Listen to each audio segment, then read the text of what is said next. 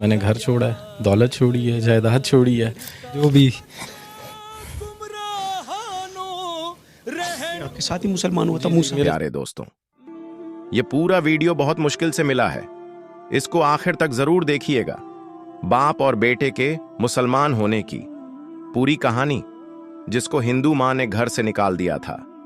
हिंदू से मुसलमान बना यह शख्स अपने बीती बताते हुए रो पड़ता है।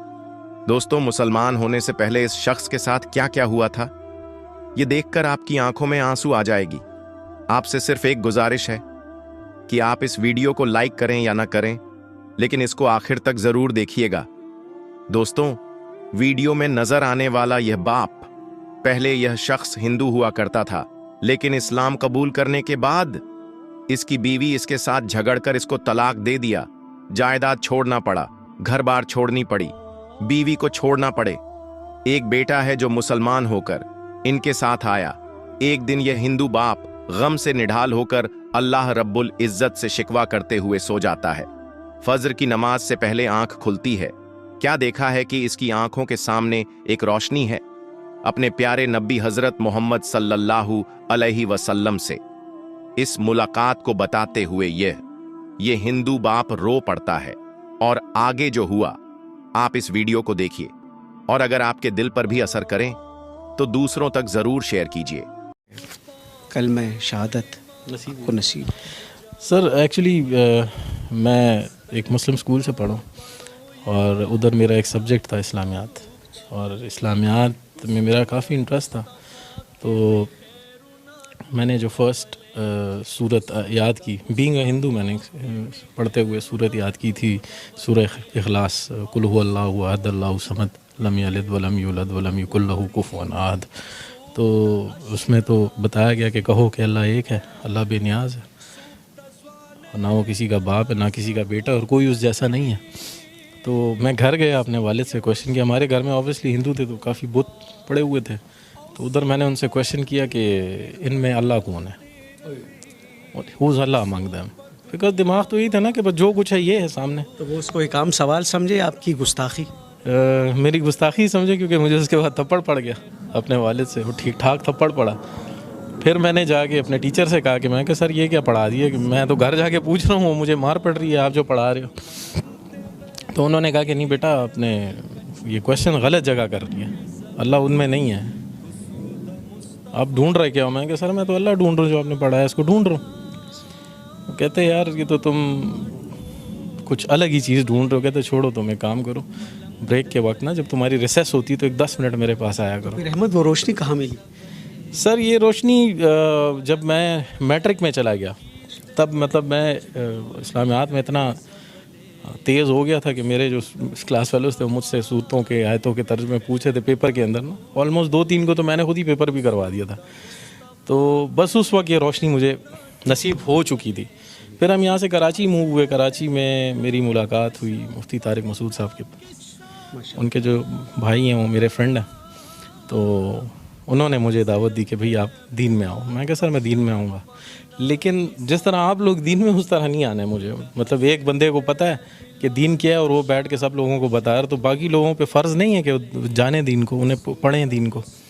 क्योंकि मैंने तो जब कुरान पढ़ना शुरू किया था तो उसमें जो पहला वर्ड पढ़ा था वो था इकरा, पढ़ो, इकरा बेस्मि रब्बिकल्लज़ी खलक़, पढ़ो। तो पढ़ते हम नहीं, हम सुनते ज़्यादा हैं। हम मुफ्तियों को सुन रहे हैं, मौलवियों को सुन रहे हैं, लेकिन पढ़ अरसा हुआ है अहमद? मुझे 5 साल हुए हैं दीन में आए हुए। क्या तकलीफ़ें झेली, क्या मुश्किलात आई? तकलीफ़ें तो सर बहुत ज़्यादा हैं। मतलब वो जो दीन आप लोगों को मिला है वो आसान है, और जो दीन हमें मिला है वो स्ट्रगल है। मतलब अगर मैं क्वेश्चन कर लूँ, कि आपसे ही क्वेश्चन कर लूँ, आपने दीन के लिए क्या किया, तो आपके पास इसका कोई जवाब नहीं है। लेकिन मैंने अपनी वाइफ छोड़ी है, मैंने घर छोड़ा है, दौलत छोड़ी है, जायदाद छोड़ी है, मैंने एक नौकरी छोड़ी है, वो सिटी छोड़ा है जो पसंद था मुझे, सब कुछ छोड़, तकरीबन सब कुछ छोड़ दिया। बस टोटल जो दौलत है वो मेरा बेटा है मूसा। ये भी मुसलमान? जी जी जी, सही। तकरीबन ये हमारी कुछ अरसा पहले हमारे घर पे कुछ एक फैमिली आई थी, मुस्लिम फैमिली थी, जानने वाले, तो वो यहाँ से लड़के गए थे। मतलब मेरा सर भी फटा था उसके अंदर, और फिर उल्टा हमें मार के और जाके हम पे ही रिपोर्ट कर दी। तो दिल दुख गया था। दिल बहुत दुख गया था सर, बहुत दुखा था। बस उस रात में अल्लाह माफ़ करे, अल्लाह से गिला करके सोया था कि या अल्लाह, मतलब तूने, तेरे रास्ते पे आए हैं और तूने इस तरह हमें ज़लीलो ख्वार छोड़ा हुआ है। तो तकरीबन फजर के वक्त हम नमाज़ के लिए उठते हैं, तो मैं नमाज के लिए उठूँ और उठूँ तो देखें तो सामने एक तेज़ रोशनी है मेरे बिल्कुल सामने। उस तेज़ रोशनी में जो है वो सरकार दो आलम खड़े हुए हैं, तशरीफ़ वहाँ पे खड़े हैं और मुझे उन्होंने आवाज़ दी, या अहमद, फिर कहो, या अहमद, ये फिर कहो, या अहमद, ये कहा उन्होंने। तो मैंने उन्हें सलाम किया। तकरीबन 16 मिनट हमारी बातचीत रही और तकरीबन जो भी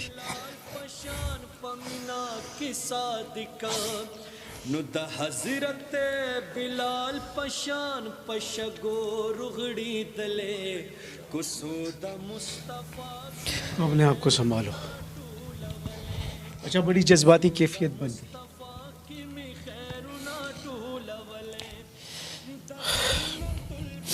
बस जो भी दिल में था वो उनको मैंने बताया कि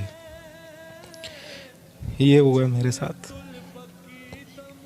और लोग इस तरह कहते हैं, लोग घटिया कहते हैं, लोग कहते हैं घटिया लोगों को कौन बेटी देता है। ये हमारे लिए ये घटिया लोग रह गए। सारी बातें हुई तकरीबन 16 मिनट। आखिरी जो बात थी, उन्होंने कहा था कि तुमसे अब अगली मुलाकात मदीने में होगी और तुमने दुनिया की मेहमान नवाजी देखी है, तो मेरी मेहमान नवाजी देखो, आओ मदीना आओ। तो मैं सोचता था कैसे जाऊंगा। ठीक है, पासपोर्ट था मेरा बना हुआ था, लेकिन उस पर नाम पुराना था अमित कुमार, उस पर मॉडिफिकेशन करानी थी।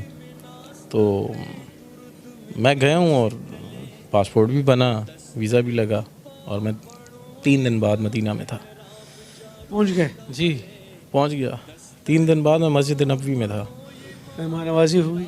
मेहमान नवाजी सर ऐसी हुई कि इन 11 दिनों में, मैं 11 दिन मदीना में था और बाकी दिन मक्का में था। 11 दिन जो मैं मदीना में था, मेरा 1 रियाल भी खाने पे नहीं लगा। भाई बुलावा किसका था? बिल्कुल सरकार दो आलम का बुलावा था। और मेरे प्यारे भाई और मेरी बहन, अगर आपने हमारे वीडियो को देखते हुए यहाँ तक आए हैं तो प्लीज मेहरबानी करके हमारे वीडियो को लाइक और शेयर करना बिल्कुल भी मत भूलिएगा। और अगर आपको इसी तरह की वीडियो देखना है तो प्लीज हमारे चैनल को जरूर सब्सक्राइब कर दें। मिलते हैं फिर किसी नए वीडियो के साथ।